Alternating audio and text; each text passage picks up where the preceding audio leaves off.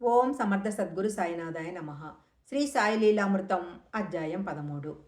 శ్యామ తరచుగా ద్వారకలో 50 కోట్ల మంది యాదవులు ఉండేవారని, రామునికి యుద్ధంలో సహాయంగా కొంతమంది వానరులు ఒకచోట చేరారని వ్రాశారు.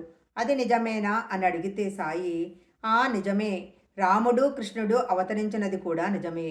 వారంతా చీమల పుట్టల్లా ఒకరిపై ఒకరు చేరారు అన్నారు. అతడు చూసినట్లే చెప్తున్నారే అంటే, అవును చూశాను. నాకు నీకు ఎన్నో జన్మలు గడిచాయి. నాకన్నీ గుర్తున్నాయి. నీకు లేవు. ఇప్పుడెలా ఉన్నానో అప్పుడు అలానే ఉన్నాను అన్నారు. మరొకసారి ఇతడే బ్రహ్మలోకము మొదలైనవి ఉంటే తనకు చూపమని పట్టుబట్టాడు. భగవంతుని ముందు అవి అల్పాలని, అశాశ్వతాలని, వాటిని పట్టించుకోవద్దని చెప్పినా అతడు వినలేదు. బాబా అతనిని కళ్ళు మూసుకోమన్నారు. అతనికి ఆయా లోకాలు కనిపిస్తుంటే బాబా సత్యలోకంలో బ్రహ్మను, వైకుంఠంలో విష్ణువును, కైలాసంలో శివుణ్ణి చూపి మనం కోరవలసినది వీటికి అతీతమైనది అన్నారు. నాగపూర్ జిల్లాకు చెందిన భీష్మకు 1908లో ఒక రాత్రి కలలో ఒక నల్లని సద్బ్రాహ్మణుడు దర్శనమిచ్చి ఒక కాగితం మీద సచ్చిదానంద అన్న మంత్రం రాశాడు. అన్న మంత్రం చూపాడు. తరువాత అతడు ఒక సాధువును అడిగితే అది అతని సద్గురు నామమని చెప్పాడు. తరువాత అతడు షిరిడీకి వచ్చినప్పుడు సాయి అతనిని చూస్తూనే నవ్వి జై సచ్చిదానంద అన్నారు. అతడు ఆశ్చర్యపోయి తనకు స్వప్రదర్శనమిచ్చిన గురువు వీరేమో అనుకున్నాడు. కానీ వారు వైష్ణవులు. సాయి ముస్లిం కదా అని శంకించాడు. ఒకరోజు సాయి, మేమే సర్వత్రా సంచరిస్తుంటాము. బొంబాయి, పూణే, నాగపూర్ మొదలైన ప్రదేశాలన్నీ రామమయమే. తెలిసిందా మిత్రమా? నువ్వు 5 లడ్డూలు ఇవ్వాలి అన్నారు. మరురోజు తెల్లవారగానే అతని హృదయంలో కవిత పెళ్ళుబుకి వెంటనే 2 పాటలు వ్రాశాడు. కానీ ఆ పైన ఒక్కటి కూడా నడవలేదు. వాటిని సమర్పించగానే సాయి అతనినే పాడి వినిపించమన్నారు. అతడు పాడిన తర్వాత అతని తలపై చేయి పెట్టి ఆశీర్వదించారు. అతనికి మళ్ళీ స్ఫూర్తి కలిగి మరి 3 పాటలు రాసి ఆయనకు వినిపించాడు. అవే మొదటి షిరిడీ హారతులు. సాయి ఇలా కోరి తమ తపశక్తి దారబోసి వ్రాయించుకున్నవి. అందుకే వాటిని తరువాత దాసగుణు మాధవులు మరికొన్ని పాటలు చేర్చి నేటి షిరిడీ హారతులు సమకూర్చారు. అందుకే భావమెరిగి వాటిని పాడుకోవడం ఎంతో మంచిది. మన శాస్త్రాలను బాబా చక్కగా వివరించారు. శ్రోత్రియుడు నానా చందోర్కర్ తనకు భోజన సమయంలో తరచుగా అతిథులు దొరకటం లేదు అన్నాడు. బాబా అన్నారు, నానా శాస్త్రాల్లో పొరపాటేమీ లేదు. వాటిని నువ్వే సరిగా అర్థం చేసుకోలేదు. అతిథి అంటే మానవుడే కాదు, భోజన సమయానికి వచ్చిన ఏ ప్రాణి అయినా అతిథే. క్రిమికీటకాదుల నుండి మానవుల వరకు నిజంగా లభించిన అతిథులను నువ్వు గుర్తించటం లేదు. కాకబలికి బయట సమృద్ధిగా అన్నం విడిచిరా. ఏ ప్రాణిని పిలవవద్దు, తరమవద్దు. ఏ ప్రాణి వచ్చినదన్నది పట్టించుకోవద్దు. అలా చేస్తే లక్షలాది అతిథులను ఆదరించినట్లే.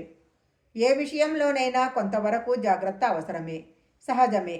కానీ సర్వానికి కర్త భగవంతుడేనని, సద్గురు అనుగ్రహాన్ని మించినదేదీ లేదన్న సత్యాన్ని అది మరిపించకూడదు. అది పిరికితనంగా, మూఢనమ్మకంగా మారకూడదు. ఒకప్పుడు షిరిడీ పరిసరాలలో కలరా వ్యాపించింది. పక్క గ్రామాలతో సంబంధం లేకుండా గ్రామస్తులు జాగ్రత్త పడ్డారు, మంచిదే. కానీ ఊరిలోకి కట్టెల బండి ప్రవేశించటం అశుభమని నమ్మి నిషేధించి దానిని ఉల్లంఘించిన వారికి జరిమానా ప్రకటించారు. ఇంతలో ఊరు సమీపించిన కట్టెల బండిని సాయే పిలిచి మసీదులో దునికి కట్టెలు వేయించారు. ఎవరూ ఆయనకు ఎదురు చెప్పలేదు. ధర్మం ఉల్లంఘించమని సద్గురువెప్పుడూ చెప్పడు. మనకు ధర్మసూక్ష్మం అర్థం కాక అలా అనిపించవచ్చు. శాస్త్రవాక్యాన్ని విడిచి ఆయన ఆజ్ఞే పాటించమని ధర్మశాస్త్రము, ఆధ్యాత్మిక విద్య చెబుతాయి. కారణము ధర్మాలన్నీ సద్గురు కృపను ప్రసాదించినవే.